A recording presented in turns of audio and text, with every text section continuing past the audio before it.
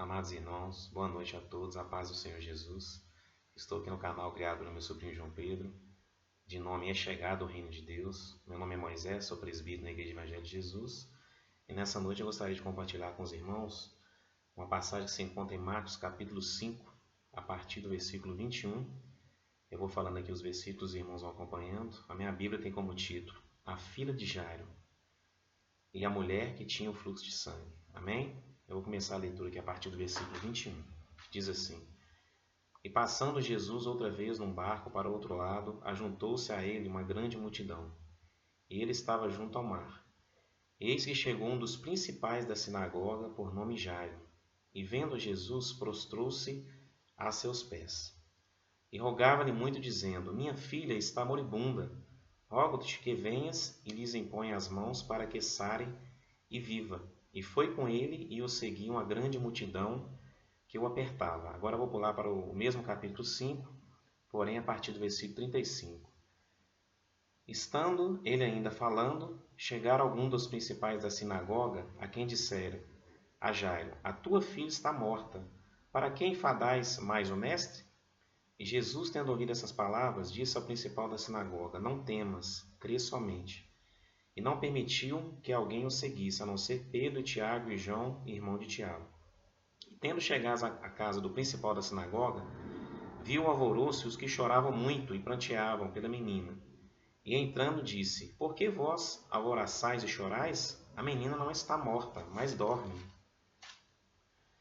E riam-se dele, porém ele, tendo-os feito sair, tomou consigo o pai e a mãe da menina, e os que com ele estavam, entrou onde a menina estava deitada. E tomando a mão da menina, disse-lhe: Talita cumi, que traduzido quer dizer: Menina, a ti te digo, levanta-te. E logo a menina se levantou e andava, pois já tinha 12 anos, e assombraram-se com grande espanto. E mandou-lhes expressamente que ninguém o soubesse. E disse que lhe dessem de comer. Amados irmãos, quando eu li essa passagem, veio ao meu coração que hoje a igreja, muitas pessoas procuram a igreja do Senhor apenas em busca de bênçãos. A primeira coisa que eu gostaria de compartilhar com os irmãos é que quando você aceita Jesus como seu Salvador e passa a ter uma vida com Ele, aceitar Jesus não é somente crer que um dia Ele morreu na cruz do Calvário, que isso a palavra de Deus nos diz em Tiago, que até o diabo crê e estremece, mas aceitar Jesus é trazer Jesus para a sua vida, é passar a viver conforme a vontade dEle, conforme a palavra dEle. É passar a ter um estilo de vida pensando como Jesus pensava, ter na mente de Cristo, como diz o apóstolo Paulo.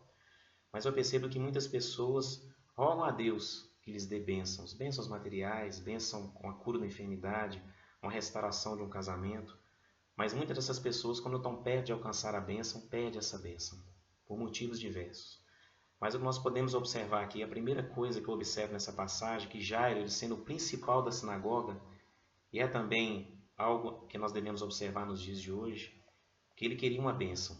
Ele queria a restauração da saúde da sua filha, que inclusive no capítulo 35 nós vemos que ela perde a sua vida. Aquela enfermidade era tão grave que tirou a vida da filha de Jairo. Mas a primeira coisa que eu percebo aqui é que Jairo se prostrou aos pés de Jesus. E depois ele rogou a Jesus que abençoasse a sua filha.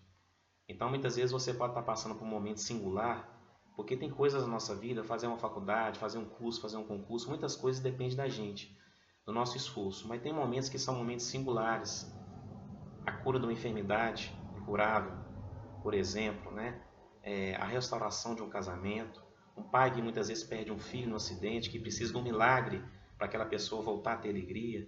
Então tem momentos que são singulares, nós dependemos 100% da glória de Deus para ter nossas vidas restauradas, para sermos curados de uma enfermidade, para receber uma bênção que nós julgamos impossível.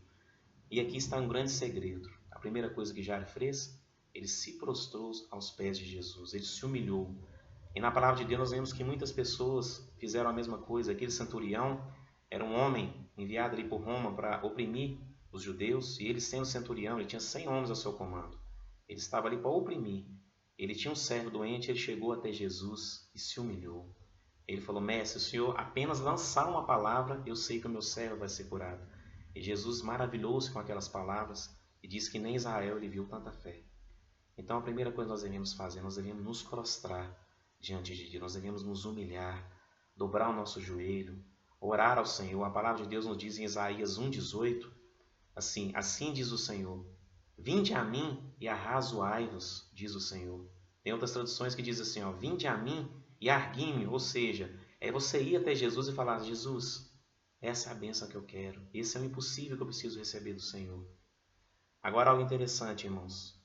Jairo se prostrou, ele se humilhou perante Deus. Mas a segunda coisa que eu observo aqui nesse texto, que durante o recebimento das bênçãos, muitas vezes o inimigo ele vem tentando roubar a nossa bênção.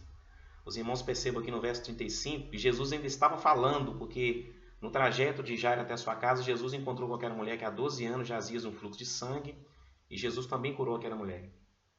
Estando ainda Jesus falando, versículo 35 diz, chegaram alguns dos principais da sinagoga a quem disseram para Jairo, né? A tua filha está morta, para que você vai enfadar o mestre? Ou seja, Jairo, a sua filha já morreu, para que você está incomodando Jesus? Para que você vai levar Jesus até a sua casa se a sua filha já está morta? Muitas vezes nós estamos no caminho de receber a bênção. Eu me lembro daquela parábola que Jesus diz, da semeadura. Tem semente que você joga no pedregulho, o próprio Jesus diz, e aquele pedregulho tem pouca terra. Então aquela raiz, ela começa a crescer, mas logo ela seca e aquela planta morre. Jesus diz que essa semente é semelhante àquela pessoa que primeiramente ela recebe de coração, de bom grado, mas assim que vem a primeira tribulação, ela já desiste. Assim que vem a primeira luta. E conforme eu falei aqui no início, o evangelho não é feito somente de bênção, somente de alegria. Jesus, quando começou o seu ministério, já foi para o deserto. E ali jejuou durante 40 dias. E ali a Bíblia diz que o inimigo, dia a dia, tentava Jesus. E o tempo todo nós vemos que Jesus passou por várias tribulações, ao ponto de ir até o Getsemane e chorar, rogando ao Pai. Muitas vezes Jesus orava para as pessoas também, e o coração dele condoía para aquelas pessoas. E muitas vezes nós percebemos que quando a pessoa está perto de receber a bênção, o que acontece? A primeira tribulação que vem, nós vemos aqui que já estava a caminho. Já estava a caminho de receber a bênção, aquelas pessoas pararam ele. Muitas vezes o inimigo usa até de pessoas que você ama, usa até de pessoas na igreja ou mesmo aí fora, para chegar perto de você e lançar uma palavra de desânimo, para chegar perto de você e dizer que não tem jeito, né? Como esses homens disseram, já era, sua filha já está morta. Mas para concluir essa palavra, há um grande segredo. Sabe o que você tem que fazer quando você estiver no caminho de receber a sua bênção? Você tem que tão somente ouvir a voz de Deus.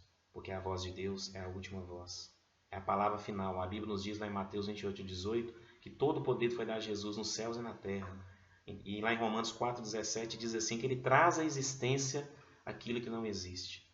Então se o inimigo tentar te desanimar, se o inimigo lutar contra você, ouça somente a voz de Deus. Não dê ouvido as ciladas que o inimigo envia, as situações que surgem. Muitas vezes você está perto de pôr a mão na sua bênção e de repente o inimigo vem e rouba a sua bênção. De repente vem, e Tiago compara essas pessoas que pedem sem fé. Lá em Tiago diz assim que são como as ondas do mar. Lá em Tiago 1, 7, 8, depois se você puder ver, diz assim que o homem que pede, mas não tem fé, é semelhante à onda do mar que o vento vai e leva. E Tiago diz assim, não pense tal homem que receberá alguma bênção do Senhor. Ou seja, para você receber a bênção completa, você deve confiar. Você deve somente ouvir a voz de Deus. Olha só o que Jesus diz no verso 36. E tendo Jesus ouvido essas palavras, ou seja, ouvido a palavra de desânimo daqueles homens, não precisa vir até minha casa, porque a sua filha já morreu, não incomode Jesus. Olha o que Jesus diz. E Jesus, tendo ouvido essas palavras, disse ao principal da sinagoga, veja que ele era o principal sacerdote, não temas, crê somente. E os irmãos aqui acompanharam o final da história, que Jesus chega àquela casa, aquelas pessoas começam a rir de Jesus. O que ele está fazendo aqui? Ela já morreu. Mas Jesus chega até aquela menina, Talita, e pede a ela que ela levante e fala com o pai. Ela já está ressuscitada, dá ela de comer. Então Jairo ele ouviu a voz de Deus e assim ele recebeu a bênção completa. Então ele se prostrou diante de Deus e no caminho ele teve dificuldade, teve pessoas que se levantaram contra, o inimigo tentou roubar a bênção, mas finalmente ele deu ouvido à voz de Deus. Então nessa noite, se você está passando por algum problema, alguma dificuldade, eu não conheço a sua vida, né? Mas a Bíblia nos diz lá em Salmo 133 que o Senhor nos sonda, Ele nos conhece. Mesmo antes de nascermos, ainda informes no ventre da nossa mãe, já chamava nós pelo nosso nome. Então Deus, Ele te conhece, Ele sabe da sua dificuldade. Então quando você pedir algo a Ele, crê somente. Creia que Deus vai te dar a vitória. Eu vou cantar uma pequena canção aqui e vou finalizar com oração, amém?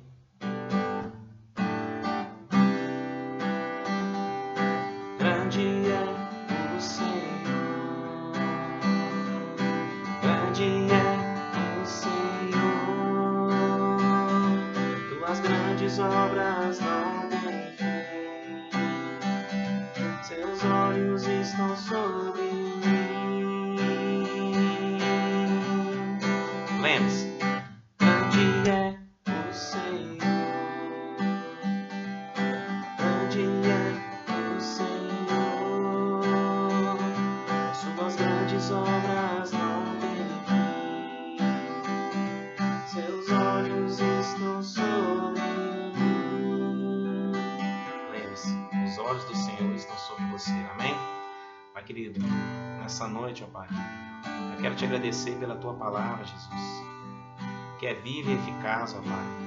A Tua palavra nos diz, ó Pai, que ela é apta para discernir, ó Pai, intenções do coração do homem. E nessa noite, ó Pai, eu quero pedir ao Senhor, ó Pai, que tudo aquilo que o inimigo, ó Pai, tem colocado, ó Pai, para atrapalhar essas pessoas que estão vendo esse vídeo, ó Pai, de receber, ó Pai, a bênção completa do Senhor. Que o Senhor, ó Pai, venha quebrar o arco, que o Senhor venha cortar a lança, Pai. Nessa noite, ó Pai, em nome de Jesus, eu dou uma ordem no mundo espiritual, ó Pai. Libera uma bênção, ó Pai, para aquelas pessoas que estão vendo esse vídeo, ó Pai. O Senhor, ó Pai, conhece a dificuldade de cada um, ó Pai. A Tua palavra nos diz, ó Pai, que o Senhor conhece até a quantidade de fio de cabelo que nós temos na nossa cabeça. A Tua palavra nos diz, ó Pai, que o Senhor nos sonda, o Senhor sonda, ó Pai, os nossos corações nessa noite. Por isso, ó Pai, nós queremos, ó Pai, nos prostrar diante de Ti, ó Pai. Por isso, ó Pai, nós queremos ouvir totalmente, ó Pai, a Tua voz. Porque nós sabemos, ó Pai, que a Tua voz é a voz de poder, ó Pai. A Tua voz, ó Pai, é uma voz que liberta, é uma voz que cura. A Tua palavra nos diz, ó Pai, que todo o poder lhe foi dado nos céus e na terra, ó Pai. E a Tua palavra nos diz, ó Pai, que não há impossíveis para o Senhor. Por isso, nessa noite, ó Pai, abençoa cada um que está assistindo esse vídeo, ó Pai. Eu profetizo no mundo espiritual. Seja abençoado em nome de Jesus. Eu não aceito que o inimigo venha tocar na sua vida. Eu não aceito que o inimigo venha amarrar o seu casamento, a sua vida profissional. E nessa noite, ó Pai, o Senhor possa estar abençoando todas as áreas das vidas, ó Pai, daquelas pessoas que estão assistindo esse vídeo, ó Pai, pelo poder que há no sangue de Jesus. Em nome de Jesus. Amém.